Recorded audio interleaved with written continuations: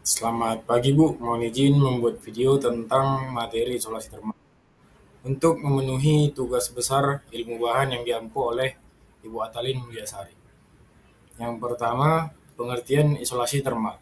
Insulasi panas atau isolasi termal adalah metode atau proses yang digunakan untuk mengurangi laju perpindahan panas atau kalor.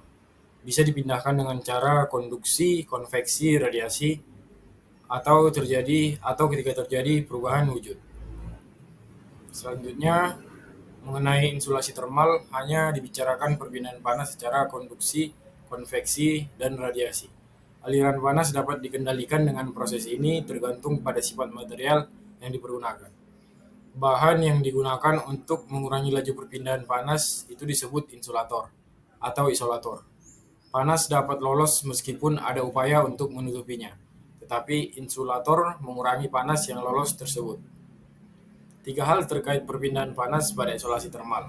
Yang pertama, konduksi panas atau hantaran panas. Penjalaran kalor tanpa disertai perpindahan pada bagian jet perantaranya. Penjalaran ini biasanya terjadi pada benda padat. Kalor mengalir pada konduktor dari sisi yang bersuhu tinggi ke sisi yang bersuhu rendah. Jadi, pada konduktor suhu terbagi sepanjang konduktor sehingga membuat semacam lintasan untuk mengalirkan panas dari tempat dengan jumlah panas lebih banyak atau suhu tinggi ke tempat dengan jumlah panas lebih sedikit atau suhu rendah. Yang kedua, konveksi. Merupakan salah satu cara perpindahan panas dan massa utama. Perpindahan panas dan massa terjadi melalui difusi dan adveksi. Perlu diketahui bahwa istilah konveksi biasanya digunakan untuk perpindahan panas melalui konveksi. Yang ketiga, radiasi. Dalam fisika, radiasi mendeskripsikan setiap proses pergerakan energi yang tidak melalui media ataupun ruang yang kemudian diserap benda lain. Orang awam sering menghubungkan kata radiasi dengan ionisasi. Tetapi sebenarnya radiasi juga dapat merujuk kepada radiasi elektromagnetik, radiasi akustik, atau kepada proses lain yang lebih jelas. Yang selanjutnya, penerapan insulasi termal di dunia modern. Beberapa tahun belakangan ini, teknologi insulasi panas masih bisa dinikmati oleh masyarakat, meskipun tidak banyak disadari. Lalu, seperti apa penerapan teknologi insulasi panas di kehidupan sehari-hari? Yang pertama, di bidang pakaian, secara tak sadar sifat dari insulasi panas bisa terlihat pada produk pakaian. Pakaian ini didesain untuk melindungi tubuh dari lingkungan bahkan suhu panas luar ruangan. Maka sebagai langkah antisipasinya, dibutuhkan kain bersifat insulation thermal di mana mampu menahan suhu panas dari luar. Tidak hanya itu saja, penerapan insulasi thermal terbaik bisa dilihat pada beberapa produk seperti topi atau sepatu sebagai pelindung tahan panas. Yang selanjutnya bidang bangunan, berikutnya ada aplikasi teknologi insulasi panas dalam bidang konstruksi. Temperatur di dalam ruangan produk ataupun di luar dipengaruhi oleh suhu panas matahari. Maka beberapa bangunan sudah menggunakan teknologi peredam panas ataupun sebaliknya.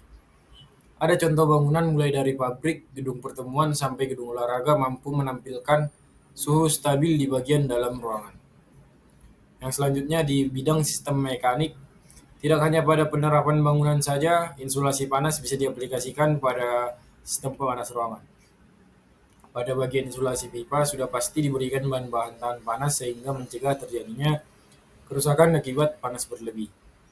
Begitu juga sebaliknya pada pipa saluran pendingin di mana mampu memberi dampak proses pengembunan sehingga butuh teknologi insulasi panas. Yang selanjutnya di bidang otomotif, mesin pembakaran internal menghasilkan panas dalam jumlah besar selama siklus pembakaran atau combustion. Hal ini memberi efek negatif bila mencapai sejumlah komponen yang peka terhadap panas seperti sensor, aki, dan motor starter. Akibatnya, insulasi termal sangat diperlukan untuk mencegah panas dan exhaust mencapai komponen-komponen ini. Perjalanan luar angkasa. Wahana antariksa memiliki banyak kebutuhan insulasi. Insulasi yang dibutuhkan harus ringan karena penambahan massa berarti penambahan biaya peluncuran. Di luar angkasa tidak ada atmosfer yang melindungi sinar matahari, sehingga setiap objek akan dipanaskan oleh matahari dalam sekejap. Di luar angkasa, panas tidak bisa dikonveksikan ataupun dikondusikan ke objek lain.